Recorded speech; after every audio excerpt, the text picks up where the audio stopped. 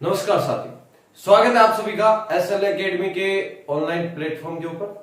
तो चलिए आज हम लोग आपकी हिस्ट्री की जो बुक है फर्स्ट नंबर बुक उसका जो थर्ड चैप्टर कर रहे थे बंधुत्व जाति तथा वर्ग, उसको आगे कंप्लीट करते। ठीक है, इससे पहले वाले जो क्लास थी उसके अंदर हमने पढ़ा था कि कितने टाइप के होते हैं विवाह, ठीक है, और कैसे कैसे होते हैं विवाह। ठीक है, उसके बाद में आज हम लोग पढ़ेंगे कि मनुस्मृति। देखना यहां पर मनुस्मृति के नाम से समझना, एक नंबर का छोटा क्वेश्चन हर साल तो नहीं पर कभी कभी आ जाता है, ज्यादा ध्यान ना होने की वजह से। मनुस्मृति क्या है? कुछ बच्चे क्या करते हैं, हिस्ट्री को रट लेते हैं। हिस्ट्री को रटना नहीं। मनुस्मृति क्या है? मनुस्मृति भारत का, नोट करेंगे इस चीज को, भारत का विधि ग्रंथ है। मनुस्मृति क्या है बेटा? भारत का विधि ग्रंथ है। और मनुस्मृति के अनुसार 8 प्रकार के विवाह होते हैं। भारत के अंदर कितने प्रकार के विवाह होते हैं? ये ब्राह्मण वेदों से ली गई चीजें हैं। ठीक है, 8 प्रकार के विवाह होते हैं, जिसमें से 4 प्रकार के विवाहों को क्या प्राप्त है? मान्यता प्राप्त है। ऊपर के ये जो 4 विवाह है इनको ही क्या प्राप्त थी? मान्यता प्राप्त थी। नीचे के विवाहों को क्या प्राप्त नहीं थी बेटा? मान्यता प्राप्त नहीं थी। देखिए किस प्रकार होते थे विवाह और किस प्रकार इनको मान्यता प्राप्त नहीं होती। ठीक है, तो जरा यहां पर ध्यान देंगे। अच्छा, एक विवाह रह गया यहां पर, ये हेडिंग गलत लग गई मेरे से। ये 4th नंबर है, 5th नंबर है, 6th नंबर है, 7th नंबर है, 8th नंबर। जो 2nd नंबर 3rd नंबर विवाह है वो था अपने देव विवाह। वो कौन सा विवाह था बेटा? देव विवाह। चलिए, ये 8 प्रकार के विवाह हैं। ये आपको अपनी बुक के अंदर नोट करना है, नोटबुक के अंदर, नोट्स के अंदर, और ये वाली लाइन आपको लिखनी है। इसके बाद में देखते हैं अपने जो 8 प्रकार के विवाह है वो कौन कौन से। पहला ब्राह्मण, दूसरा आर्य, तीसरा देव विवाह, चौथा प्रजापति विवाह, 5वां असुर विवाह, 6वां गंधर्व विवाह, 7वां राक्षस विवाह और 8वां पिशाच विवाह। ये 8 प्रकार के विवाह होते हैं। इसके बाद में गोत्र पद्धति। इसके बाद में क्या आएगा? गोत्र पद्धति। अब गोत्र पद्धति क्या होती है? गोत्र पद्धति होती है वेदों की रचना करते समय, वेदों की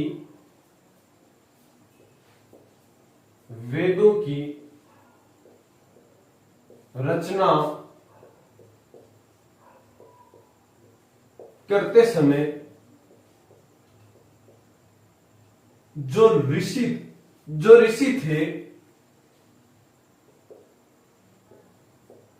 उनसे गोत्र बना है। उनसे क्या बना है बेटा?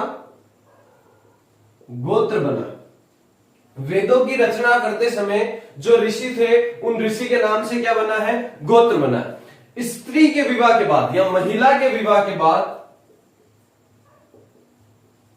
महिला के विवाह के बाद ससुराल परिवार का गोत्र लगता है या ससुराल का गोत्र लगता है, का गोत्र लगता है।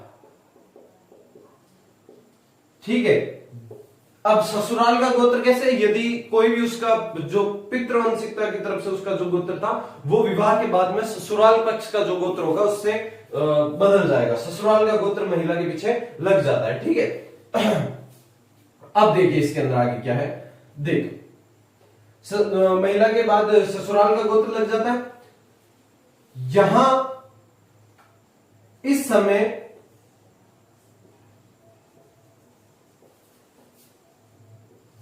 अंतर विवाह पद्धति चलती थी। इस समय कौन सी पद्धति थी?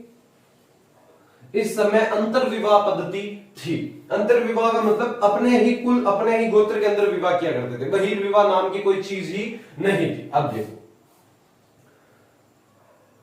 2 आपको यहां पर उदाहरण याद रखने हैं। 2 उदाहरण कौन कौन से याद रखने हैं? पहला आपको उदाहरण याद रखना है, वो याद रखना है विशिष्टि पुत्र पुलवामिका। विशिष्टि पुत्र पुलवामिका। दूसरा याद रखना है गौतमी पुत्र सतकर्णी का। गौतमी पुत्र सतकर्णी का। अब ये क्या थे बेटा? ये दोनों वो व्यक्ति थे जिन्होंने अपने नाम के आगे अपनी माता का नाम लगाया था। अगर बोर्ड के अंदर क्वेश्चन पूछा जाएगा तो इनमें से एक क्वेश्चन आ सकता है कि कौन से दो व्यक्ति थे जिनके नाम के आगे उसकी माता का नाम लगता था, विशिष्टि पुत्र पुलमावी, गौतमी पुत्र सतकर्णी। अब क्वेश्चन यहां पर ये बनता है विशिष्टि और गौतमी थे कौन? तो विशिष्टि और गौतमी यह वेदों की रचना करने वाले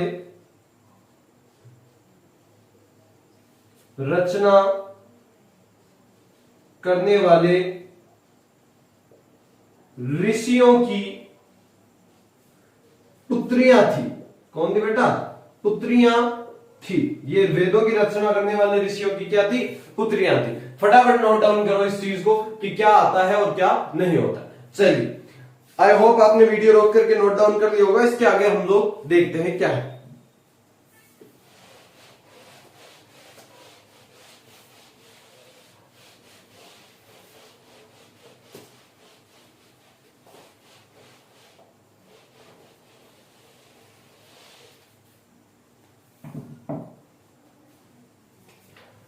नेक्स्ट आपका टॉपिक है वर्ण व्यवस्था। ये वेरी वेरी इंपॉर्टेंट टॉपिक है आपके इस चैप्टर का। देखिए, वर्ण व्यवस्था क्या होती है? सबसे पहले समझिए वर्ण क्या होता है। वर्ण का मतलब होता है कोई भी एक जाति। मैं आपके सामने एक पर्टिकुलर चित्र बनाता हूं, कोई भी एक रैंडम चित्र जो समझ में आ जाए बस। ये एक व्यक्ति, इस व्यक्ति को वेदों के अंदर कहा जाता है आदि पुरुष। क्या कहा जाता है बेटा? फिल्म नहीं, आदि पुरुष कहा जाता है। क्या कहा जाता है? आदि पुरुष कहा जाता है। अब आदि पुरुष के माना जाता है मुख से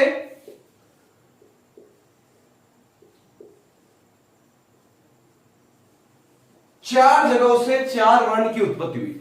मुख से, हाथों से, जंघाओं से और पैरों से, चार जगहों से चार वर्णों की उत्पत्ति हुई।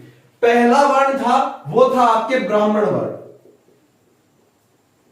दूसरा था वो था आपके क्षत्रिय वर्ण, तीसरा था वो था आपके वैश्य वर्ण और चौथा था वो था आपके शूद्र वर्ण। ये चार प्रकार के पहले वर्ण हुआ करते थे। पहला ब्राह्मण, दूसरा क्षत्रिय, तीसरा वैश्य, चौथा शूद्र।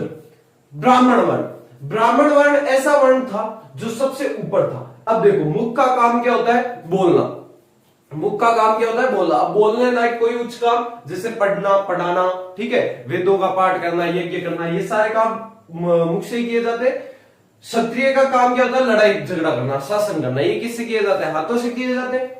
वैश्य का काम क्या होता है? मेहनत करना। जब आप कभी मेहनत करते हो तो आपके सबसे ज्यादा क्या दर्द करते हैं? जंघाएं दर्द करती है, तो इसकी वजह से वैश्य जंघाओं से उत्पत्ति मानी जाती है उनकी। और शूद्रों का काम होता है पैरों का। देखो, पूरे दिन में सबसे ज्यादा काम हमारे पैर करते हैं, बट सबसे ज्यादा औचित्य हम किसको देते हैं? हाथों को देते हैं, मुख को देते हैं ना। सौंदर्यवान बनने के लिए मुख को सजाते हैं, हाथों को सजाते हैं। तो ये चीज है, पैरों को कभी कोई सजाता है? नहीं सजाता। ठीक है, अब इसको आगे देखते हैं, इसको वर्णित करते हैं क्या क्या चीजें इसके अंदर आएगी।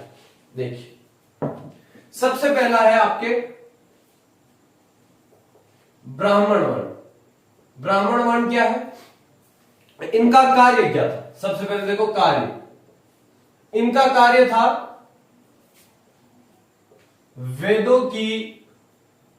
वेदों को पढ़ना,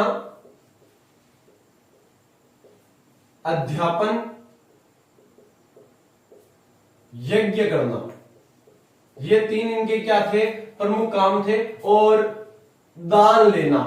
और क्या था बेटा? दान लेना। ये चार इनके प्रमुख कार्य थे। इनकी उत्पत्ति कहां से हुई? इनकी उत्पत्ति हुई थी, तो आपको लाइन लिखना है आदि पुरुष के मुख से। मैं केवल यहां पे लिख रहा हूं आदि पुरुष के मुख से। आप इसको लाइन को बड़ी भी कर सकते हो। इनकी उत्पत्ति आदि पुरुष के मुख से हुई। आदि पुरुष के मुख से क्या हुई थी बेटा? उत्पत्ति हुई थी इनकी। दूसरा नंबर है अपना क्षत्रिय। क्षत्रिय का काम क्या था? शासन करना